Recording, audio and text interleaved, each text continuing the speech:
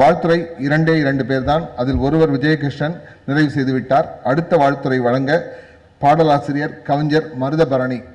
மண்ணின் மனம் கமிழ பற்பல பாடல்களை தந்து சிந்தையில் இன்றும் நினைத்து நிற்கின்ற மருதகாசி அவர்கள். அவருடைய மறக்க முடியாத பாடல்கள் என்று சொன்னால் ஆயிரக்கணக்கிலே சொல்ல முடியும், நூற்றுக்கணக்கிலே சொல்ல முடியும்.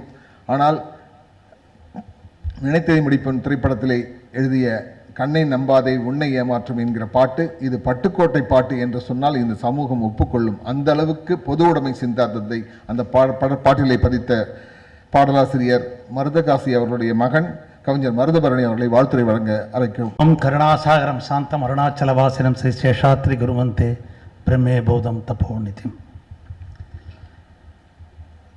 இப்படி ஒரு அருமையான விழா, பட்டுக்கோட்டை கல்யாண சுந்தரனார் அவர்களை பற்றி பேசக்கூடிய ஒரு வாய்ப்பு எனக்கு கிடைச்சதுக்கு முதல்ல எல்லாருக்கும் நான் நன்றி கூற கடமைப்பட்டிருக்கிறேன். மேடையில் அமர்ந்திருக்கும் நீதியரசர் அவர்கள் பேசுகிறப்ப சொன்னாங்க, ரூஸ்வெல்ட் அவர்கள் ஒவ்வொருத்தராக பேரை சொல்லி அவங்கெல்லாம் வந்திருக்காங்கன்னு வாழ்த்து சொல்கிறத குறிப்பிட்டு சொல்கிறதுக்கே அதுவே ஒரு பெரிய விஷயம். ஒருத்தர் செய்கிற விஷயம் நல்ல விஷயம்னு சொல்கிறத இன்னொருத்தர் அதை எடுத்து சொல்லணும். அதை ரொம்ப அழகாக நீதியரசர் சொல்கிறத கேட்குறப்ப அவ்வளோ சந்தோஷமாக இருந்தது.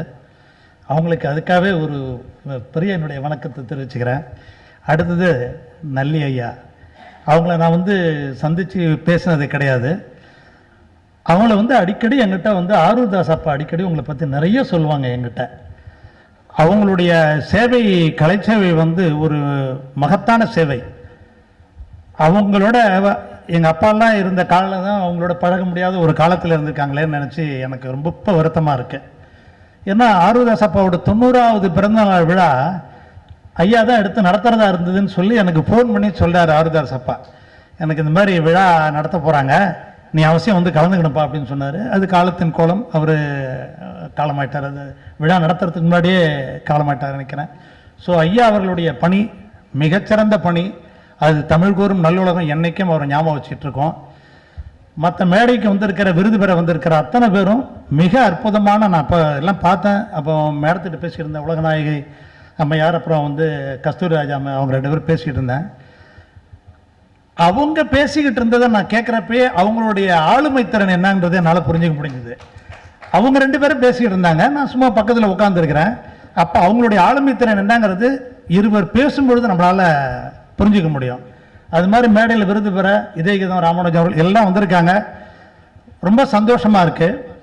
இந்த நேரத்தில் விஜயகிருஷ்ணன் இவங்கெல்லாம் மேடையில் பேசுகிறப்ப என்ன அழகாக பேசி அந்த வேப்ப மரத்தில் உச்சி நின்றுலாம் பட்டுக்கோட்டையார் பாடல் அவ்வளோ அற்புதமாக விளக்கம் கொடுத்துருக்காங்க. இந்த மேடைக்கு நான் வரதுக்கு முக்கியமான காரணம் பிரபாகரன் சார் தான். அவர் தான் என்னை கூப்பிட்டு வாங்க இந்த மேடையில் பேசுங்க அப்படின்னாங்க. ரூஸ்வெல்ட் ஐயாவும் எனக்கு ஃபோன் பண்ணி பேசினாங்க. ஸோ இந்த ஒரு சந்தர்ப்பத்தில் பட்டுக்கோட்டையாரை பற்றி அவர் பாடல்களை நான் இப்படி இருக்குன்னு உங்களுக்கு ஸ்கெட்ச் போட்டு காட்டுறதை விட என்ன எல்லாருக்குமே தெரியும். அவருடைய பாடல்கள்லாம் கேட்டு வளர்ந்தவங்க தான் நம்மெல்லாம். என்னுடைய தந்தையார் திரைக்கவி திலகம் மருதகாசி அவர்களுக்கும் பட்டுக்கோட்டையாருக்கும் உள்ள நட்பு உறவு எப்படி இருந்துச்சுங்கிறத உங்கள்கிட்ட பகிர்ந்துக்கணும்னு ஆசைப்பட்றேன். ஏன்னா அது ஒரு உங்களுக்கு செய்தியாக இருக்கும், புது செய்தியாக இருக்கும். அது பாடல்கள் நீங்கள் கேட்டு தெரிஞ்சுக்கிட்டு இருந்திருப்பீங்க. என்னுடைய தந்தையார் அவருடைய குருவாகவும் அண்ணனாகவும் அப்பாவும் நினைக்கிறது உடுமலை நாராயண கவிராயர் அவரை தான்.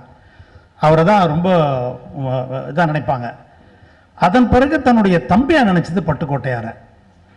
பட்டுக்கோட்டையார் அடிக்கடி வீட்டுக்கு வருவாங்க. நாங்கள்லாம் ரொம்ப சின்ன பிள்ளை. சித்தப்பா என்னுடைய சித்தப்பா பேராசிரியர் முத்தையன், திருச்சி ஈவேரா கல்லூரியில் ப்ரொஃபஸராக ரிட்டையர் ஆகிட்டார். அப்போ அவர் காலமாயிட்டார்.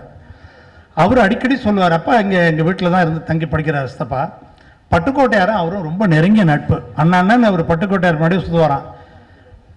நிறைய படங்களுக்கு 2 பேரும் சேர்ந்து பாடல் எழுதிட்டு மதியம் சாப்பிட்றதுக்கு நம்ம வீட்டுக்கு 2 பேரும் எங்கள் தந்தையாரும் பட்டுக்கோட்டையாரும் நம்ம வீட்டில் சாப்பிட்டுட்டு டைனிங் டேபிளில் உட்காந்து பேசிக்கிட்டு இருக்கிறப்ப தாளம் போட்டுக்கிட்டே பாடுவாராம். அப்படி பாடுறப்ப தான் ஒரு நாள் நாள் நடந்த நிகழ்ச்சியை சித்தப்பாடு சொல்லியிருக்காரு. தாளம் போட்டுக்கிட்டே சின்ன குட்டி நாத்தனா செல்லறைய மாத்தனா அப்படின்னு நேற்று நான் ஒரு பல்லவி எழுதின தம்பி அப்படின்னு சொல்லியிருக்கிறார். ஸோ இப்படி அவங்களுக்குள்ள தொடர்பு நிறையா இருக்குது. மகேஸ்வரிங்கிற படத்தில் முதல்ல பாடல் எழுதுறாங்க 1954. அதன் பிறகு அப்பா ஆஸ்தான கவிஞர், மாடர்ன் தியேட்டர்ஸுக்கு ஆஸ்தான கவிஞர் உங்களுக்கு தெரியும். பாரதிதாசன் ஐயா எழுதின படம் பொன்முடி, அவருடைய கதைவசனத்தில் இருந்த படத்தில் அப்பா பாட்டு எழுதுறாரு. அதுக்கு முன்னாடி மந்திரிகுமாரி வாராய் நீ வாராய் படம், அதெல்லாம் மிகப்பெரிய புகழ்பெற்ற அவங்களுக்கு ஒரு லெவலில் இருக்காங்க.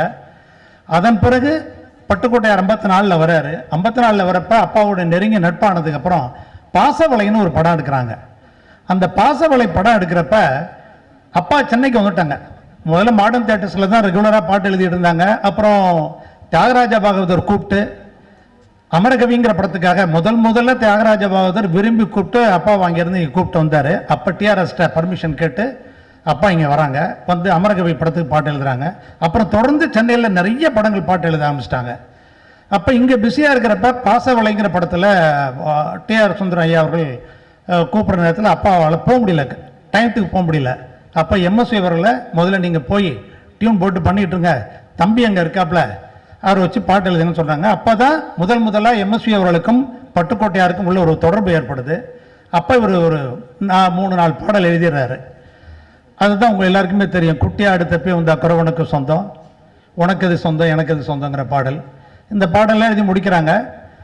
டியூனுக்கு பாடல் எழுதுறதை விட பட்டுக்கோட்டையார் ஐயா வந்து அவர் பாடல் எழுதுறப்பே அவர் டியூன் பாடக்கூடிய ஒரு வல்லமை படைத்தவர். அவர் தாளம் போட்டுக்கிட்டே அந்த பாட்டு இப்படி இருக்கலாம் அப்படிங்கிறது ஒரு ஷேப்பு கொடுத்துருவார். ஸோ அந்த பாடல் 3 பாடல் முடியுது.